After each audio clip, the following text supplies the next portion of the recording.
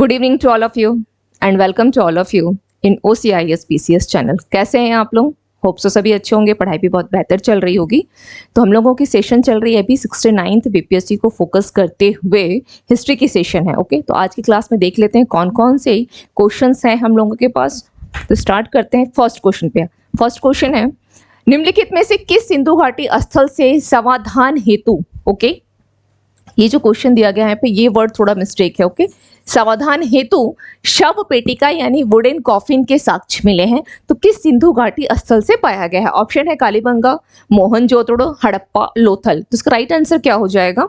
हड़प्पा से। ओके, इसका right answer क्या होगा? हड़प्पा। हड़प्पा इसका राइट आंसर हो जाएगा। एक्चुअली हड़प्पा के बारे में जो यहाँ से क्या मिला है, शव पेटिका। हड़प्पा का कुछ और प्रमुख चीजों को आप देख लेते हैं तो थोड़ी सी ये क्वेश्चन को समझने में और आसानी हो जाएगी। ओके, हड़प्पा से ये जो एरिया है हड़प्पा का, ये एरिया जो है इसकी खोज कब हुई थी? 1921 ईस्वी में। 1921 ईस्वी में किसके द्वारा की गई थी? दयाराम साहनी। ओके, दयाराम साहनी, ठीक है, इन्होंने खोज किया। तो जब इन्होंने खोज किया तो बताया जो हड़प्पा का जो ये एरिया है करीब करीब आपके 5 किलोमीटर एरिया में क्षेत्र में ये फैला हुआ था। ओके, 5 किलोमीटर एरिया में ये फैला हुआ था। ओके, और यहाँ पर इस 5 किलोमीटर एरिया में अगर आप देखेंगे तो यहाँ की एक विशेषता है जो क्वेश्चन में आपसे पूछता है, वो है कि यहाँ का जैसे सपोज 4 ऑप्शन दे देगा, बोलेगा इसमें से कौन सा है, स्नानागार, अन्नागार, इस तरह से कुछ आपके पास ऑप्शन दिया रहेगा। तो यहाँ की एक और विशेषता है, वो ध्यान रखिएगा, अन्नागार। ओके, अन्नागार के अवशेष यहाँ से मिले थे। अन्नागार के अवशेष भी यहाँ से मिले हैं और ये इसकी एक विशेषता आप ध्यान रखें। ओके, विशेषता है, अन्नागार भी यहीं से प्राप्त हुआ है। प्लस अब हम लोग आप सवाल के अकॉर्डिंग हम लोग देख लेते हैं कि यहाँ से क्या हुआ था, जो एक जहाँ पे कहते हैं ना कि ये नगर भी है 2 पार्ट में डिवाइड था। जैसे हो जाता है कि कहीं पे कुछ समृद्ध लोग रहते हैं और कुछ में लोकल, जैसे कि यहाँ थोड़ा मध्यम वर्गीय लोग रहते थे।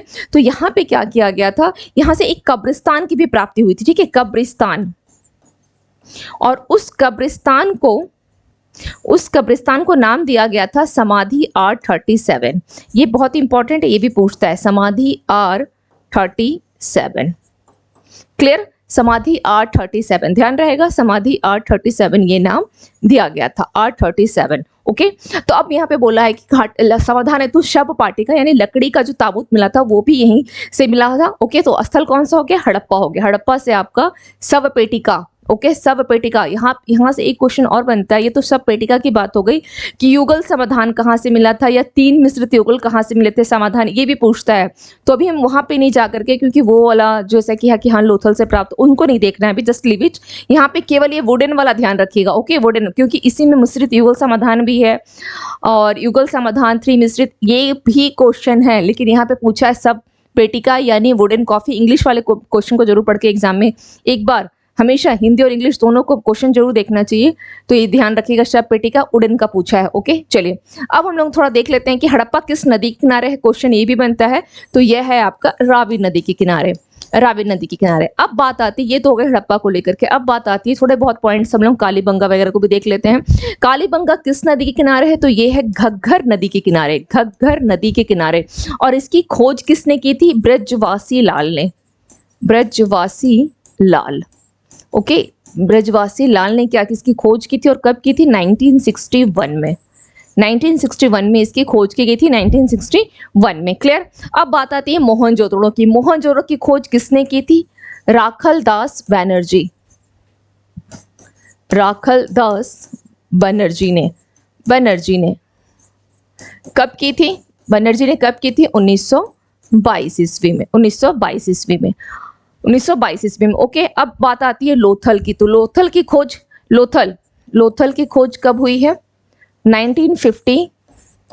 कहीं कहीं आपको 4 मिलेगा और कहीं कहीं आपको 3 मिलेगा, दोनों ध्यान रखिएगा, कहीं कहीं 4 भी है और कहीं कहीं 3 भी है। ओके, तो लोथल की खोज कब की गई थी? लोथल की खोज की गई थी 1950। लोथल की खोज 1954 में। ओके, किसने किया था? रंगनाथ राव ने। रंगनाथ राव। क्लियर? ये समझ में तो आ रहा है ना? ये समझ में आ जाएगा। हाँ, 1954 रंगनाथ राव और सवाल अब आता है कि लोथल जो है किस नदी के किनारे है, तो लोथल है भोगवा नदी के किनारे। ओके, भोगवा नदी के किनारे, भोगवा नदी। तो यहाँ पे क्या है, मैंने इसलिए नदी को बताया क्योंकि हो सकता है आपको मैच करने के लिए दे दे, मैच ए में स्थल का नाम दे दे, मैच बी में नदी का नाम दे दे कि कौन किसके किनारे है, इस प्रकार से भी क्वेश्चन आता है। तो इन चारों का कालीबंगा, घग्गर नदी, लोथल, भोगवा नदी किनारे हो गया। हाँ, मोहनजोदड़ो, एक सवाल आपसे पूछा गया था, मैं थोड़ा सा इसको पेन का ये कर देती हूँ।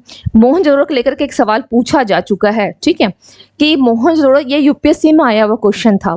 क्वेश्चन ये था कि दे दिया गया था मोहनजोदड़ो, ठीक है, यहाँ पे लिख देती हूँ, यह क्या है, सिंधु नदी के, ओके, सिंधु नदी के पूछा था कि बाईं ओर है या दाहिने ओर है। ये यूपीएससी का क्वेश्चन है, बहुत पहले यूपीएससी का एक आया हुआ क्वेश्चन है। ओके, तो सिंधु नदी के दाहिने तट पर, ओके, क्या होगा, सिंधु नदी के दाहिने तट पर। ओके, सिंधु नदी के दाहिने तट पर। क्लियर, चलिए, सिंधु नदी के क्या हो गया, दाहिने तट पर। Okay, clear. अब आते हैं हम लोग नेक्स्ट क्वेश्चन पे। नेक्स्ट क्वेश्चन देख लेते हैं क्या है। नेक्स्ट क्वेश्चन है, भारतीय गणितीय लेखन से संबंधित प्राचीन साक्ष्य नहीं थे। गणितीय लेखन से पूछा है, क्या क्या दिया गया है, सुलभ सूत्र, आरण्यक में, कल्प सूत्र में, विभक्त में। तो जो भारतीय गणितीय लेखन है उसका जो से संबंधित जो प्राचीन साक्ष्य मिले हैं वो किसमें नहीं थे। ओके, तो इसका राइट आंसर क्या हो जाएगा, इसका राइट आंसर क्या होगा, सुलभ सूत्र, सुलभ सूत्र में। ओके, सुलभ सूत्र, सूत्र मतलब क्या होता है, इस वर्ड को केवल आप देखेंगे, इस वर्ड को, तो सूत्र का मतलब क्या होता है, फॉर्मूला होता है, फॉर्मूला हो गया है ना, फॉर्मूला को हिंदी में क्या बोला जाता है, सूत्र बोला जाता है, ठीक है। और ये जो सुलभ सूत्र पूरा आप देख रहे हैं, ये क्या है, संस्कृत ग्रंथ में उल्लिखित है। ओके, संस्कृत, संस्कृत आप बोल सकते हैं, संस्कृत में जो होता है, आप इसे बोल सकते हैं कि इसके मतलब सुलभ का अर्थ को अगर आप संस्कृत में अगर सुलभ के अर्थ को काउंट करें तो क्या हो जाता है, संस्कृत में सुलभ का मतलब, ओके, सुलभ का मतलब आप लिख सकते हैं जैसे माप हो गया, एक रस्सी ले लें, ओके, रस्सी की माप होती है ना, नापते हैं ना कभी कभी रस्सी से। ओके, तो इसको क्या बोल सकते हैं हम, नापने की रस्सी बोल लें, रस्सी बोल लें, नापने की रस्सी बोल लें, या डोरी बोल सकते हैं, डोरी बोल सकते हैं। ओके, संस्कृत में सुलभ सूत्र, ठीक है। चलिए, तो ये इसका गणितीय लेखन जो किससे संबंधित है, सुलभ सूत्र से ये संबंधित है। अब बात आती है, थोड़ा सा हम लोग आरण्यक को देख लेते हैं। आरण्यक, आरण्यक का मतलब क्या होता है, इसकी जो रचना है, आरण्यक का मतलब हो गया जो जंगल, प्रवचि होकर देखेंगे तो जंगल होता है, तो इसकी रचना जो की गई थी आरण्यक की, वो कहाँ की गई थी, वनों में की गई थी, वनों में, वनों में। ओके, अब बात आती है कल्प सूत्र की, तो कल्प सूत्र में इसकी रचना किसने किया है, भद्रबाहु ने। ओके, भद्रबाहु ने इसकी रचना किया है, और इसमें जो जैन तीर्थंकर हैं जैसे पार्श्वनाथ हो गए, महावीर हो गए, इन सब के जीवन चरित्र का वर्णन है। ओके, जीवन चरित्र का, जैन तीर्थंकरों के बारे में बस इतना लिख लें, जैन तीर्थंकरों का जीवन चरित्र, जैन तीर्थंकरों की जीवन चरित्र। ओके, इनके बारे में है। क्लियर, चलिए नेक्स्ट क्वेश्चन पे आते हैं। नेक्स्ट क्वेश्चन क्या है, विजयनगर साम्राज्य के अंतर्गत राज्य किसके माध्यम से गांव अपना नियंत्रण स्थापित करता था। विजयनगर साम्राज्य के अंतर्गत जो राज्य होता था वो किसके माध्यम से अपना क्या करता था, गांव पे अपना नियंत्रण स्थापित करता था। ऑप्शन दिया गया है, दंडनायक, बी महानायक, महानायकाचार्य, सी नायक, एंड डी सुमंत। ओके, तो इसका राइट आंसर क्या हो जाएगा, इसका राइट आंसर हो जाएगा बी महानायकाचार्य। ओके, क्यों हो जाएगा, क्योंकि ये क्या करता था, गांव की प्रशासन की देखभाल करता था। ठीक है, राजा के कहने पर क्या करता था, गांव की प्रशासन की देखभाल। ओके, गांव के प्रशासन की देखभाल हो गया, गांव के प्रशासन की देखभाल यही करता था। तो इसको क्या बोला था, गांव के प्रशासन की देखभाल मतलब गांव के सामान्य रूप से देखना। ओके, तो क्या हो गया, तो किसके कहने पर राजा किसके माध्यम से करता था, गांव पे अपना नियंत्रण स्थापित करता था, महानायकाचार्य को, क्योंकि इसी की भूमिका होती थी गांव की देखरेख करना, वहां के प्रशासन की देखरेख करना। ओके, इन्हीं के माध्यम से राजा करता था। अब बात आती है दंडनायक की, तो दंडनायक क्या होता था, केंद्रीय अधिकारी, ये केंद्रीय अधिकारी होता था। केंद्रीय अधिकारी को क्या बोला गया, दंड नायक, दंड नायक यानी केंद्र अधिकारी। अब नायक का क्या रोल रहेगा, ये हो गया प्रांतीय अधिकारी, ओके, प्रांतीय अधिकारी, ओके। अब बात आती है सुमंत की। तो मैंने प्रीवियस क्लास में आप लोगों को जब पढ़ाया था तो सुमंत से एक क्वेश्चन भी था कि सुमंत जो है वो मराठा प्रशासन में होता था। किस में होता था ये, मराठा प्रशासन, मराठा प्रशासन में विदेश मंत्री, है ना। शिवाजी का क्या था, शिवाजी का अष्टप्रधान था। शिवाजी के 8 मंत्रियों का जो प्रधान था, 8 मुख्य मंत्रियों का, उसे अष्टप्रधान कहा जाता था। जैसे आज आप सोच लें कि कैबिनेट है, कैबिनेट में क्या होता है, वर्तमान का कैबिनेट से अगर तुलना करें तो कैबिनेट में क्या होते हैं, मुख्यमंत्री का रोल होता है। तो उस तरह से ये जो अष्टप्रधान है, इस अष्टप्रधान में जो मुख्य होते थे, तो उन्हीं मुख्य जो मंत्री वगैरह होते थे उन सबको मिला करके इनका एक बना हुआ था, जिसे कहा गया था अष्टप्रधान। और उस अष्टप्रधान में एक सुमंत भी था। सुमंत या इसे दबीर भी बोला जाता था, सुमंत या इसे दबीर भी कहा जाता था, ठीक है। शिवाजी के प्रशासन में ये अष्टप्रधान, तो सुमंत क्या करता था, विदेश मंत्री था, सुमंत विदेश मंत्री था, ठीक है। सुमंत विदेश मंत्री, पेशवा, प्रधानमंत्री, ये सब शिवाजी के अष्टप्रधान में मंत्री हुआ करते थे। क्लियर। चलिए अब आते हैं हम लोग नेक्स्ट क्वेश्चन पे। नेक्स्ट क्वेश्चन क्या है, निम्नलिखित में से कौन सा एक पूरा लेख यानी पुराना लेख भागवत संप्रदाय के इतिहास के लिए महत्वपूर्ण है। भागवत संप्रदाय, मथुरा स्तंभ लेख, तालकुट स्तंभ लेख, बेसनगर स्तंभ लेख, रूपीनगर स्तंभ लेख। तो हम लोग सभी जानते हैं कि भागवत संप्रदाय, है ना, भागवत संप्रदाय मतलब बेसनगर स्तंभ लेख, भागवत संप्रदाय यानी बेसनगर स्तंभ लेख, ओके। क्लियर। चलिए नेक्स्ट क्वेश्चन पे आते हैं। सम्मति का आयु अधिनियम यानी एज ऑफ कंसेंट एक्ट को बनाने के प्रयास में निम्नलिखित में से कौन अग्रणी थे। कौन थे अग्रणी, ऑप्शन दिया गया है बाल गंगाधर तिलक, केशव चंद्र सेन, बी.एम. मालाबारी, स्वामी विवेकानंद, ओके। तो इसका राइट आंसर क्या हो जाएगा, इसका राइट आंसर क्या हो जाएगा, बी.एम. मालाबारी, है ना, बी.एम. मालाबारी। क्लियर, इसका राइट आंसर। अब इसका थोड़ा देख लेते हैं कि ये जो है सम्मति का आयु अधिनियम एक्ट है, तो यह एक्ट इन्होंने 1891 में, कब, 1891 में ये एक्ट जो है पास किया गया था। 1891 में एक्ट बना था। इसके तहत हुआ क्या था, इसके तहत ये था कि जो 12 साल से यानी 12 इयर्स से जो कम आयु की लड़की की विवाह को क्या कर दिया गया था, प्रतिबंधित कर दिया गया था, प्रतिबंधित कर दिया गया था। 12 वर्ष से कम आयु की लड़की की विवाह को प्रतिबंधित कर दिया गया था या रोक दिया गया था। उससे कम आयु की लड़की के विवाह पे आप नहीं कर सकते जिसकी 12 साल से कम आयु हो, ठीक है। तो कब इसको लाया गया था, एज ऑफ, इसका ईयर याद रखिएगा, बहुत बार ये क्वेश्चन पूछा है, ओके, बहुत बार ये क्वेश्चन पूछ चुका है। 1891 ये ईयर याद रखिएगा, सम्मति का आयु अधिनियम या एज ऑफ कंसेंट एक्ट, ऐसे करके क्वेश्चन पूछता है, direct age of consent act भी पूछ लेता है। तो 1891 ये ध्यान रखना है। प्लस इसके साथ एक और क्वेश्चन जब तक नहीं पूछा है लेकिन फिर भी आप उसको नोट डाउन करें कि इस समय में वायसराय कौन था, वायसराय, इस समय वायसराय कौन था, वायसराय कौन था, लॉर्ड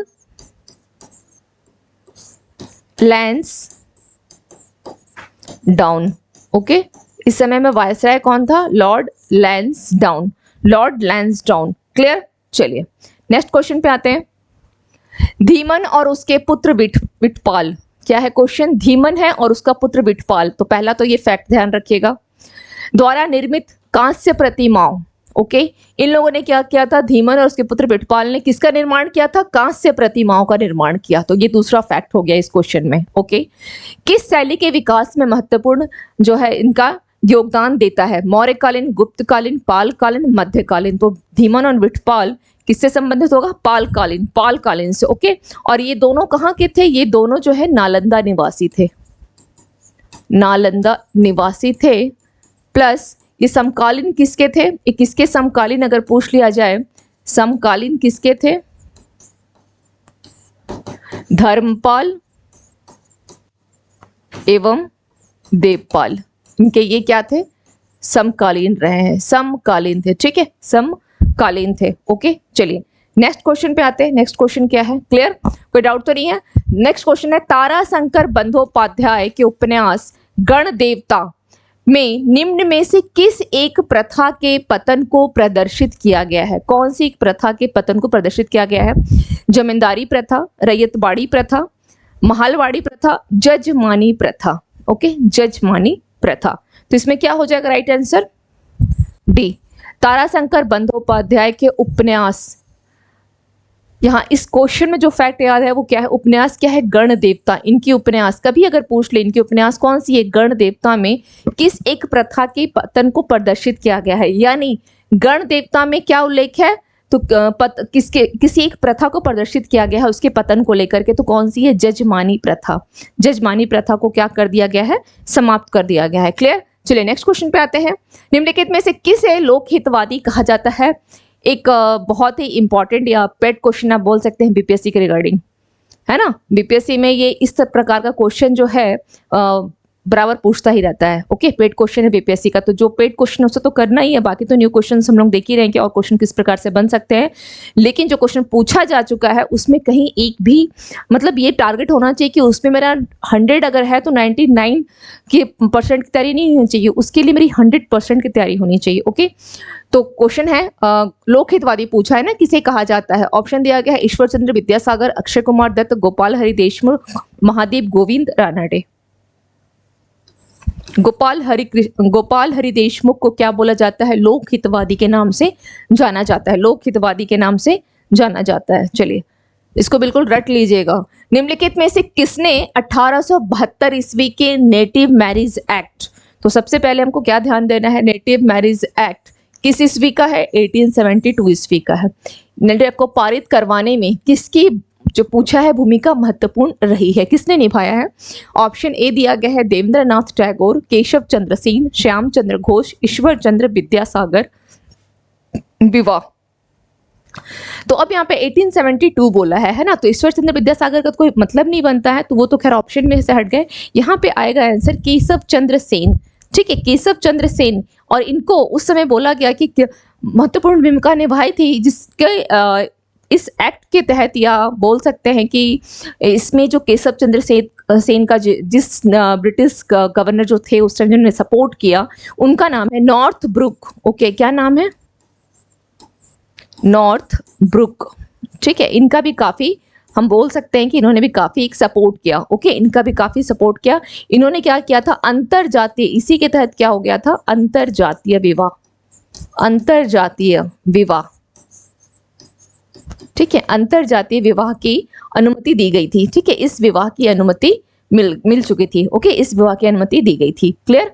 चलिए नेक्स्ट है 20वीं शताब्दी के आरंभ में, यानी 20th सेंचुरी का जब स्टार्टिंग होता है, तो भारतीय स्वतंत्रता संग्राम के दौरान निम्नलिखित में से किसने वैंकूवर यानी कहाँ? कनाडा। वैंकूवर यानी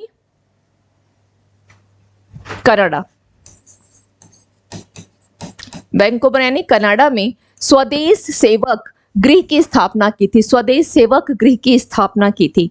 ऑप्शन दिया गया है मदन लाल ढींगरा, जीडी कुमार, तारकनाथ दास, वीडी सावरकर। तो इसका राइट आंसर क्या हो जाएगा? जीडी कुमार। ठीक है, और इन्होंने क्या किया था? इनके द्वारा एक और फैक्ट ध्यान रखिएगा, गुरुमुखी भाषा में। कौन सी भाषा में? गुरुमुखी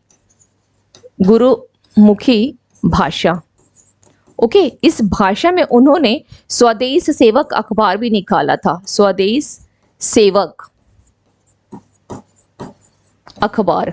ओके, इस अखबार को भी उन्होंने निकाला था। स्वदेश सेवक अखबार भी उन्होंने निकाला था। क्लियर? और क्या क्या किया? स्वदेश सेवक गृह की भी स्थापना की। कहां पर? वैंकूवर कनाडा में। किन्होंने किया? जीडी कुमार ने। और स्वदेश सेवक अखबार भी निकाला। नेक्स्ट क्वेश्चन पे आते हैं। नेक्स्ट क्वेश्चन क्या है? किस भारतीय नेता ने 1930 ईस्वी में प्रथम गोलमेज सम्मेलन में भाग लिया था? 1930 ईस्वी में पूछा गया है, प्रथम गोलमेज सम्मेलन में भाग लिया था। तो प्रथम गोलमेज सम्मेलन और तृतीय में जो कांग्रेस तो भाग ले ही नहीं थी, महात्मा गांधी तो थे ही नहीं, महात्मा गांधी केवल फर्स्ट वाले में गए थे। तो ऑप्शन दिया गया है महात्मा गांधी जो नहीं होगा, मदन मोहन मालवीय, मोतीलाल नेहरू, मोहम्मद अली जिन्ना। तो मोहम्मद अली जिन्ना जो है तीनों गोलमेज सम्मेलन में भाग लिए थे। ओके, मोहम्मद अली जिन्ना तीनों में थे।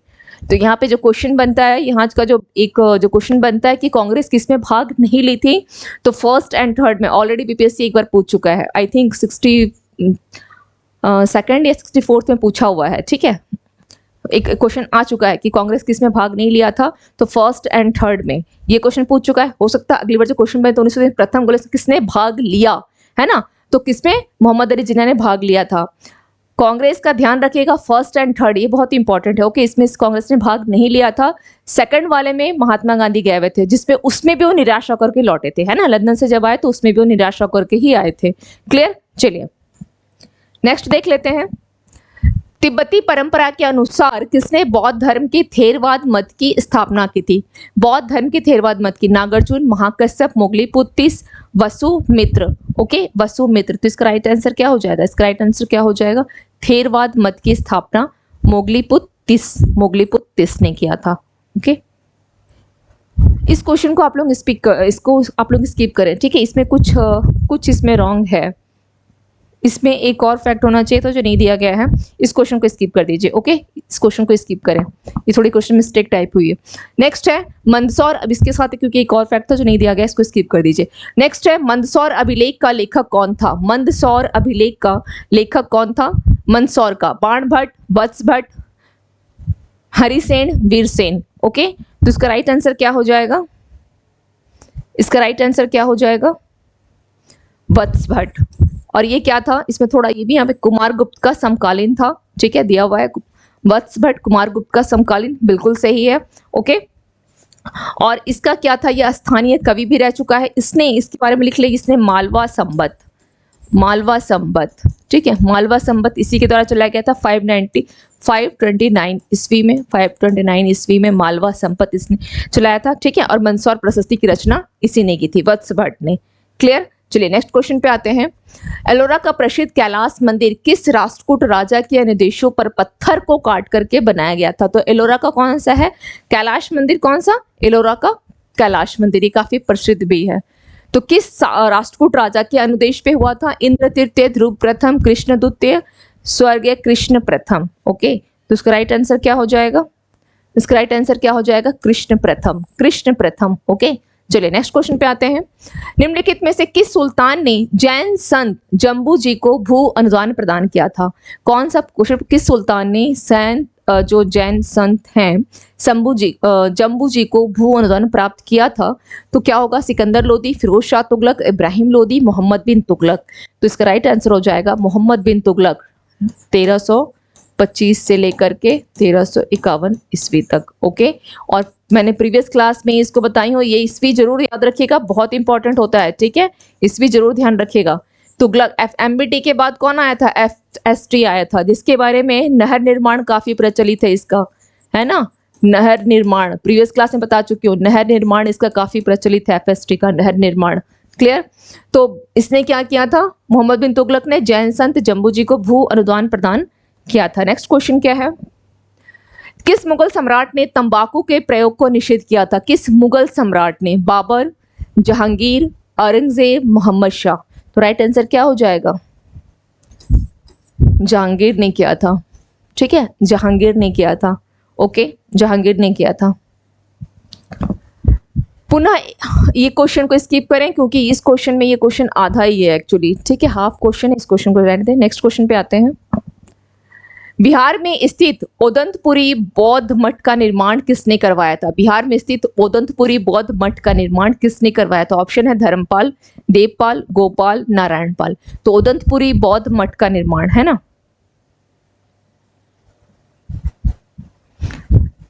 देवपाल ने करवाया है। ओके, देवपाल ने करवाया था। ओदंतपुरी बौद्ध मठ का निर्माण किसने करवाया था? देवपाल ने करवाया। क्लियर, चलिए नेक्स्ट है, कांग्रेस जनता के सूक्ष्म भाग का प्रतिनिधित्व करने वाली संस्था है, यह कथन किसका है? ये स्टेटमेंट बीपीएससी पूछ लेता है आजकल, कुछ टाइम से क्या कर रहा है, स्टेटमेंट एक ना एक दे रहा है कि ये स्टेटमेंट किसके द्वारा बोला गया है। तो कांग्रेस जो है जनता के सूक्ष्म भाग का प्रतिनिधित्व करती है, ये स्टेटमेंट था डफरिन का। तो देख लेते हैं, Lord Lytton, Dufferin, Curzon, Mountbatten. Answer क्या हो जाएगा? Dufferin, Dufferin. ओके, डफरिन हो जाएगा। टाइम पीरियड डफरिन का कब से कब तक रहा है? 84 से 88 ईस्वी तक। ओके, 1884 से लेकर के 1888 ईस्वी तक था। निम्नलिखित में से किसने समाचार पत्र संध्या का प्रकाशन किया था? समाचार पत्र क्या दिया गया है? संध्या। समाचार पत्र संध्या का क्या है? ब्रह्मबांध उपाध्याय, टी.एम. नायर, जुगल किशोर शुक्ल, एनी बेसेंट। तो इसका राइट आंसर क्या हो जाएगा? ब्रह्म बांधव उपाध्याय। एक्चुअली क्या हुआ था, जब 1905 में बंगाल विभाजन हुआ था तो उसके बाद राष्ट्रवादी जो प्रसार की गई थी विचारधारा, ओके। बंगाल विभाजन कब हुआ था? 1905 में। बंगाल विभाजन कब हुआ? 1905 में, ओके। और इसे 1905 ईस्वी के बाद क्या किया गया था, जो राष्ट्रवादी विचारधारा, ठीक है, राष्ट्रवादी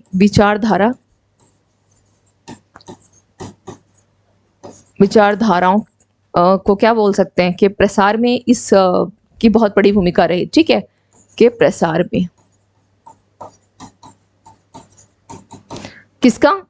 तो ब्रह्म बांधव उपाध्याय ने, ठीक है, संध्या का प्रकाशन जब किया था तो इसकी भूमिका किसमें रही? संध्या की भूमिका बंगाल विभाजन के पश्चात राष्ट्रवादी विचारधाराओं के प्रसार में, ओके। चलिए नेक्स्ट क्वेश्चन पे आते हैं। नेक्स्ट क्या है? कौन सा भारत में एकमात्र यहूदी वायसराय था? यहूदी वायसराय था तो ध्यान रखिएगा, मात्र एक है, रीडिंग है ना, लॉर्ड रीडिंग है। ऑप्शन दिया गया है Dufferin, Curzon, Lord reading, Canning. तो इसका राइट आंसर क्या हो जाएगा? रीडिंग, रीडिंग होगा। रीडिंग है ना। कार्यकाल कब से है? 1921 से लेकर 1926। देखिए अगेन यहाँ डफरिन है।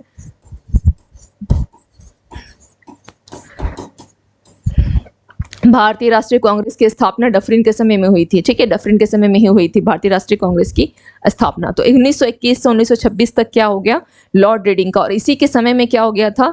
लॉर्ड रीडिंग के समय में ही कौन आया था? लॉर्ड रीडिंग के समय में ही कौन आया था? Prince of Wales. Prince of Wales की भारत यात्रा,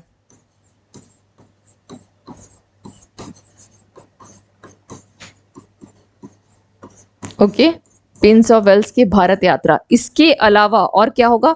मोपला विद्रोह भी इसी से में हुआ था। मोपला विद्रोह, मोपला विद्रोह, मोपला विद्रोह हुआ था 1921 ईस्वी में, ओके, 1921 ईस्वी में। नेक्स्ट क्वेश्चन देख लेते हैं। जलियांवाला बाग नरसंहार पर कांग्रेस जांच समिति की अध्यक्षता किसने की थी? तो मदन मोहन मालवीय ने किया था। यहाँ क्या दिया गया है ऑप्शन? मदन मोहन मालवीय, महात्मा गांधी, CR दास, अब्बास तैयब जी, ओके। तो नेक्स्ट हम लोग यहाँ लिख लेते हैं, मदन मोहन मालवीय इस समिति के क्या थे? अध्यक्षता तो इन्होंने संभाला। अध्यक्षता किसने? बाकी ये जो आप देख रहे हैं महात्मा गांधी, CR दास, ये सब कौन थे? इस समिति के सदस्य रहे, ओके, सदस्य थे। इसके अलावा 2-4 नाम आप और भी लिख सकते हैं, जैसे जयकर का नाम लिख लें, वो भी सदस्य थे इसमें। CR दास तो दिया गया है, CR दास हो गए। मोतीलाल नहीं दिया गया, चलिए मोतीलाल नेहरू का नाम भी लिख ले, वो भी इसमें सदस्य रहे हैं। मोतीलाल नेहरू वो भी सदस्य थे, ठीक है। ये सभी इसमें क्या रहे थे? सदस्य रहे थे। बाकी अध्यक्षता किसने किया था? मदन मोहन मालवीय ने। क्लियर? चलिए नेक्स्ट क्वेश्चन क्या है? हिंदी खड़ी बोली के जनक अमीर खुसरो, जिसे तूती ई हिंद भी कहा गया है, किसके दरबारी कवि थे? बलबन, फिरोज शाह तुगलक, अलाउद्दीन खिलजी, ओके, अलाउद्दीन खिलजी, गयासुद्दीन। कुछ ज्यादा ही आज के PPT में कुछ ज्यादा मिस्टेक आ गई है ना, चलिए अगली बार से ही नहीं होगी। गयासुद्दीन तुगलक। तो बोला गया है कि अमीर खुसरो किसके दरबारी कवि थे? तो उसका राइट आंसर क्या हो जाएगा? अलाउद्दीन खिलजी के दरबारी कवि थे। लेकिन इनका समकालीन की अगर बात की जाए तो बलबन भी रहा है, अलाउद्दीन भी रहा है समकालीन, और जलालुद्दीन खिलजी भी रहा है, ठीक है। जलालुद्दीन खिलजी भी, ये सब लोग समकालीन थे। इट्स नॉट इम्पॉर्टेंट, ये तो समकालीन हो गए ना। लेकिन अगर बात की जाए कि किसके दरबारी कवि थे अमीर खुसरो, तो अलाउद्दीन खिलजी के, ओके, अलाउद्दीन खिलजी के। नेक्स्ट क्वेश्चन, नेक्स्ट क्या है देख लेते हैं। नेक्स्ट क्वेश्चन, मैच ए, संप्रदाय और संस्थापक, इनको match A plus match B है, तो देख लेते हैं क्या होगा। चिश्ती, सोहरावर्दी, फिरदौसी, कादरी, शेख अब्दुल कादिर, सिहाबुद्दीन, ख्वाजा मोइनुद्दीन, बदरुद्दीन, ओके। तो चिश्ती सिलसिला का क्या हो जाएगा? ख्वाजा मोइनुद्दीन चिश्ती, है ना। तो A का 3 ख्वाजा मोइनुद्दीन चिश्ती, सोहरावर्दी का हो जाएगा सिहाबुद्दीन, क्लियर। कादरी का क्या हो जाएगा? शेख अब्दुल कादिर, फिरदौसी का बदरुद्दीन। यानी A का आपका 3, A3, B2, C4, D1। A is your right answer, A is your right answer, okay. A is your, एक बार देख लें इसे, मैच करने वाले को एक बार देख लें कहीं कोई मिस्टेक तो नहीं है, ओके। चलिए ठीक है, नेक्स्ट पे आते हैं, नेक्स्ट क्वेश्चन। ओके, तो आज की क्लास के हम लोगों के इतने क्वेश्चंस हो गए। आप लोगों को एक चीज़ ये मैं हमेशा बोलती हूँ कि रिवीजन एज मच एज क्या करें। जब भी इस वीडियो को देखते हैं तो इस वीडियो को देखने से पहले या देखने के बाद आप लोगों ने जो प्रीवियस क्लास में पढ़ा है उसे एक बार जरूर रिवीजन कर लें। इससे आपकी तैयारी तभी बेहतर हो पाएगी। एवरीडे केवल क्लास देख के अगर आप छोड़ देते हैं तो उससे तैयारी बहुत बेहतर नहीं हो सकती है। इसलिए एज मच एज रिविज़न करें, एज मच जितना ज़्यादा हो सके। बेशक थोड़ा सा नया कुछ ना पढ़ें, लेकिन रिविज़न मतलब ये सोच लीजिए कि सिलेक्शन अगर लेना है तो रिवीजन मस्ट होना चाहिए। आपकी कंटिन्यूटी, आपकी कंसिस्टेंसी, ये सब बहुत मायने रखती है। ओके, और खास करके बिहार प्रीलिम्स के लिए जो 4 आपके पोर्शन हैं, history, current affairs, science and Bihar special, इसको बिल्कुल मतलब कहीं से भी इफ बट नहीं रहना चाहिए, इसका ध्यान रखिएगा, है ना। चलिए तो फिर मिलते हैं टुमारो और डे आफ्टर टुमारो। ओके, ये कोशिश करूंगी टुमारो मिलने के लिए कि बिहार स्पेशल कल से क्लास स्टार्ट करूँ। ऐसा सोच रही हूँ कि लाइव क्लास कल से लूँगी बिहार स्पेशल की, तो देखते हैं, है ना। Okay, thank you to all of you and have a nice evening.